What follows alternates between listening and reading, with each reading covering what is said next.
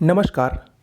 दैनिक रोजगार समाचार में आपका हार्दिक स्वागत है। सुबह के इस वीडियो में ऐसी खबरें होती हैं जो विभिन्न दैनिक समाचार पत्रों में प्रमुखता से छाई होती हैं और वो रोजगार से संबंधित होती हैं, आपके लिए लाभप्रद होती हैं। तो आइए बिना देर के हुए देख लेते हैं कि आज के समाचार पत्रों में प्रमुख रूप से कौन सी शिक्षा जगत से संबंधित खबरें छाई हुई हैं। बात करते हैं। सबसे पहली खबर है, कल बीएड की प्रवेश परीक्षा सकुशल संपन्न हुई और बीएड की प्रवेश परीक्षा में करीब 83% अभ्यर्थी पूरे उत्तर प्रदेश में शामिल हुए हैं। वहीं पर नकल की बात कहीं पर बहुत ज़्यादा सामने नहीं आई है, बस एक आध दो जगह यहाँ पर लिखा गया है कि मेरठ में फर्जी परीक्षार्थी पकड़ी गई, रामपुर में भी दूसरे के स्थान पर परीक्षा दे रहा युवक धरा गया।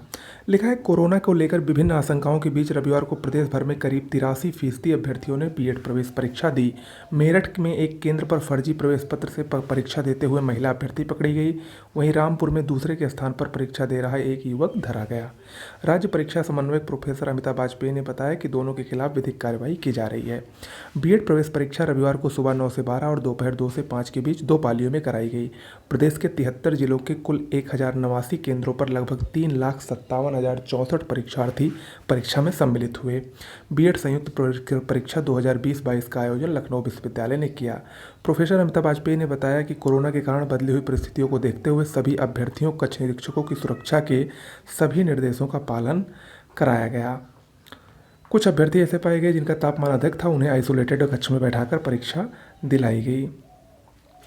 तो बीएड की प्रवेश परीक्षा कल सकुशल संपन्न हुई है, लेकिन इसमें काफ़ी जगह देखने को, जैसा कि मैंने आपको कल एक वीडियो में बताया था कि काफ़ी जगह सोशल डिस्टेंसिंग की धज्जियाँ भी उड़ी और तमाम अव्यवस्थाएं भी थी, लेकिन उसके बावजूद बीएड की प्रवेश परीक्षा सकुशल संपन्न हो गई है। और अब बीएड की प्रवेश परीक्षा सकुशल संपन्न हो गई है तो इससे बीईओ की परीक्षा भी कराने का रास्ता साफ हो गया है। देखिए, आज एक अमर उजाला की खबर आई है, अब बीईओ की परीक्षा कराने का रास्ता साफ। 16 अगस्त को 309 पदों के लिए होगी प्री परीक्षा। बीएड प्रवेश परीक्षा का रविवार को आयोजन होने के बाद अब उत्तर प्रदेश लोक सेवा आयोग के लिए खंड शिक्षा अधिकारी यानी बीईओ 2019 की प्रारंभिक परीक्षा कराने का रास्ता साफ हो गया है। बीईओ के 309 पदों पर भर्ती के लिए प्रारंभिक परीक्षा 16 अगस्त को प्रस्तावित है और अभ्यर्थियों के प्रवेश पत्र जारी किए जा चुके हैं। तेजी से फैल रहे कोरोना संक्रमण के बीच इस परीक्षा में 5 लाख से अधिक अभ्यर्थियों को शामिल होना है। वहीं अभ्यर्थी अब भी इस परीक्षा को स्थगित किए जाने की मांग कर रहे हैं। बीईओ प्रवेश परीक्षा स्थगित किए जाने की मांग को लेकर अभ्यर्थियों ने ट्विटर पर अभियान छेड़ रखा है। उनका कहना है कि इस परीक्षा में ज़्यादातर अभ्यर्थियों के सेंटर दूसरे जिलों में दिए गए हैं। सेंटर 200 से 250 किलोमीटर दूर हैं। बीएड प्रवेश परीक्षा तो 73 जिलों में कराई गई और ज़्यादातर अभ्यर्थियों को उनके ही जिलों में सेंटर नहीं मिले थे, जबकि बीईओ की परीक्षा के लिए सिर्फ 18 जिलों में केंद्र बनाए गए हैं। ऐसे में अभ्यर्थियों की संख्या भी अधिक है। अभ्यर्थी इसी आधार पर परीक्षा स्थगित किए जाने की मांग कर रहे हैं। उधर आयोग इस बात का इंतजार कर रहा था कि बीएड प्रवेश परीक्षा होती है या नहीं। कोरोना संक्रमण के बीच बीएड प्रवेश परीक्षा का आयोजन करा लिया गया है और ऐसे में आयोग के लिए भी 16 अगस्त को प्रस्तावित बीईओ प्रारंभिक परीक्षा कराने का रास्ता साफ हो गया है। ओके, तो अब ज़्यादा चांसेस ये हैं कि बीईओ प्रवेश परीक्षा अपने तय समय पर यानी 16 अगस्त को होने जा रही है, लेकिन जैसी अपडेट होगी मैं आपको अपने चैनल के माध्यम से बताता रहूँगा। ओके, चलिए आगे बढ़ते हैं। एक और खबर है, यूपी बोर्ड स्कूल में प्रवेश की तिथि बढ़ गई है। शासन ने यूपी बोर्ड के माध्यमिक विद्यालयों में कक्षा 9 से 12 तक के दाखिला लेने की तारीख बढ़ा दी है। साथ ही अब बोर्ड परीक्षा व पंजीकरण शुल्क 31 अगस्त तक जमा हो सकेंगे। इससे पहले इसकी फ़ीस जमा करने की आखिरी तारीख 5 अगस्त थी, जिसको बढ़ाकर अब 31 अगस्त कर दिया गया है। जिले के अनेक छात्र कोरोना प्रकोप के कारण फीस जमा नहीं कर सके थे।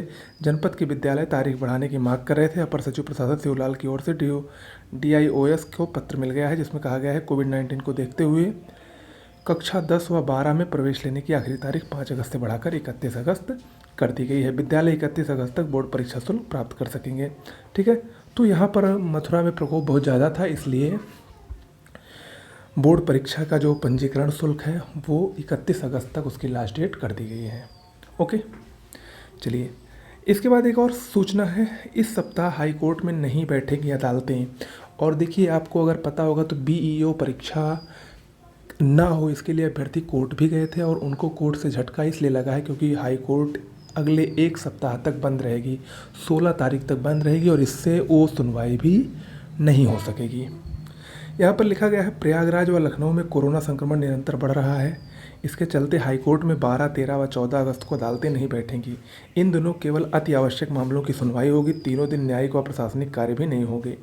केवल नए दाखिल मुकदमे व बैकलॉग निपटाने के लिए रिपोर्टिंग अनुभाग सीमित स्टाफ में कार्य करेगा। इलाहाबाद में मुख्य न्यायाधीश व लखनऊ पीठ में वरिष्ठ न्यायमूर्ति मुकदमों की सुनवाई करेंगे। इनके अलावा अन्य अदालतें नहीं बैठेंगी। साथ ही 12, 13, 14 व 15 व 16 अगस्त को शारीरिक रूप से उपस्थित होकर मुकदमों का दाखिला भी नहीं हो सकेगा। मुख्य न्यायाधीश गोविंद माथुर द्वारा पारित इस आदेश की सूचना महानिबंधक अजय कुमार श्रीवास्तव ने जारी कर दी है। इसके तहत 12 व 13 अगस्त को सुने जाने वाले मुकदमे 17 व 18 अगस्त को सुने जाएंगे, जबकि 10 अगस्त के मुकदमे भी 18 अगस्त को सुने जाएंगे। इसी प्रकार 14, 17 व 18 के मुकदमे 25, 26 व 27 अगस्त को सुने जाएंगे, जबकि 5 से 14 अगस्त की घोषित विशेष पीठें 21 अगस्त तक जारी रहेंगी। तो ऐसे में अब एक सप्ताह हाई कोर्ट में कोई सुनवाई नहीं होनी है, तो बीईओ की परीक्षा का रास्ता अपने आप ही क्लियर होता जा रहा है और ये परीक्षा 16 अगस्त को तय मानी जा रही है। अब बात कर लेते हैं 69,000 शिक्षक भर्ती से संबंधित। स्कूल प्रबंधक समेत सभी आरोपी हो गए भगोड़ा घोषित। 69,000 शिक्षक भर्ती में वांटेड स्कूल प्रबंधक चंद्रमा यादव समेत अन्य के खिलाफ गैर जमानती वारंट लेने के बाद अब एसटीएफ उन्हें भगोड़ा घोषित कराने में लगी है। कोर्ट खुलते ही कार्रवाई की जाएगी, उन पर इनाम घोषित कराया जाएगा। इस दौरान अगर उनकी गिरफ्तारी नहीं हुई तो पुलिस कोर्ट के आदेश पर उनके घरों की कुर्की भी करेगी। 69,000 शिक्षक भर्ती में फर्जीवाड़ा करने वाले आरोपियों में स्कूल प्रबंधक चंद्रमा यादव, प्रतापगढ़ का दुर्गेश, भदोही के मायापति दुबे और डॉक्टर कृष्णलाल पटेल के रिश्तेदार समेत 7 आरोपियों की गिरफ्तारी अभी भी बाकी है। एसटीएफ ने शनिवार को ही अभ्यर्थी बलवंत पटेल को गिरफ्तार करके भेजा था, जिसने डॉक्टर केएल पटेल से मिलकर अभ्यर्थियों को पास कराने के नाम पर लाखों रुपए दिलवाए थे। उससे पूछताछ कर एसटीएफ को इस फर्जीवाड़ा करने वाले गैंग के बारे में कई जानकारी भी मिली है। ओके, तो 69,000 शिक्षक भर्ती में अभी बहुत कुछ बाकी है। एसटीएफ अपना कार्य कर रही है, लेकिन इस बीच सबसे बड़ी निगाहें सुप्रीम कोर्ट पर लगी हैं, क्योंकि कट ऑफ ऑर्डर रिजर्व हो चुका है। ये ऑर्डर कब तक आएगा किसी को सूचना नहीं है, लेकिन ऐसा अनुमान जताया जा रहा है कि ये ऑर्डर संभवतः 15 अगस्त के बाद कभी भी आ सकता है। तो ऐसे में जो लोग इसमें हैं वो लोगों का धैर्य अब समाप्त होने वाला है, वो थोड़ा सा धैर्य और धारण कर लें।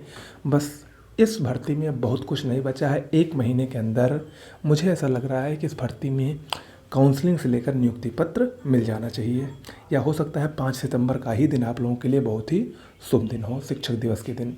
ओके, तो आज के समाचार पत्रों में इतनी प्रमुख खबरें हैं। मिलते हैं कल। नमस्कार।